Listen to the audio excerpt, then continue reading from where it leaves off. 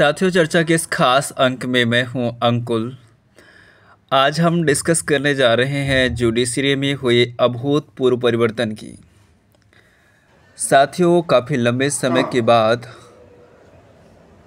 कानूनी पेचीदों के एक लंबे सफ़र के बाद अंग्रेज़ों के दिए हुए कानून की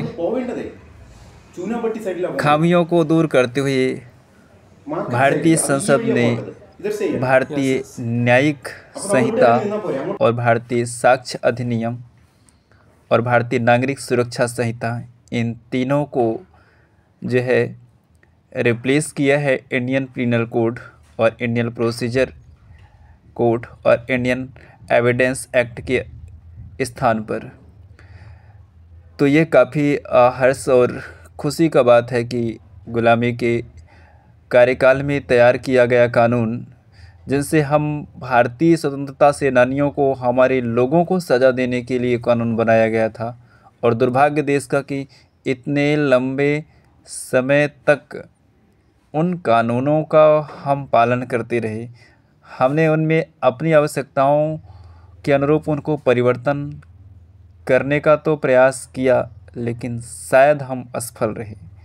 और यही वजह है कि इतने लंबे कालखंड के बाद इनमें परिवर्तन हुआ, और वो जो परिवर्तन हुआ वह हम सबके सामने एक अभूतपूर्व और एक कहना चाहिए कि एक प्रगतिकालीन समय की आवश्यकताओं को ध्यान में रख कर के, और जुडिशरी में जो खामियां थी उनकी आवश्यकताओं को ध्यान में रखते हुए परिवर्तन किया गया। तो निश्चित रूप से ये देश के हित में है, लोगों के हित में है। इसमें ट्रांसपेरेंसी और साथ ही साथ कानूनी हकीकों की जानकारी आम युवा को और आम लोगों को जोड़ने की इसमें एक बहुत पहल की गई है।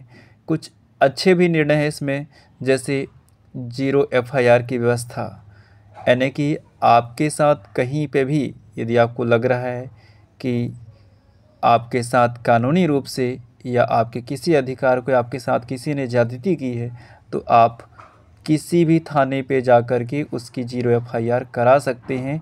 थाने की सीमाओं की बाध्यता नहीं आएगी, जैसा कि पिछले कानूनों में था। इसके साथ साथ जो एविडेंस के लिए जो प्रिंट मीडिया था या जो डिजिटल जो एविडेंस थे स्वीकार नहीं की जाती थी, अब वो पूरी तरह से स्वीकार किए जाएंगे।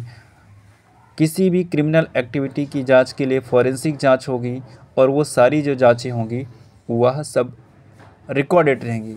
तो साथियों, कई नए परिवर्तनों के साथ नए कानूनों का आगाज़ हो चुका है, प्रधानमंत्री ने कर दिया है, और हम इस अंक में बस चर्चा करेंगे। आप बस जुड़े रहिए हमसे। नमस्कार।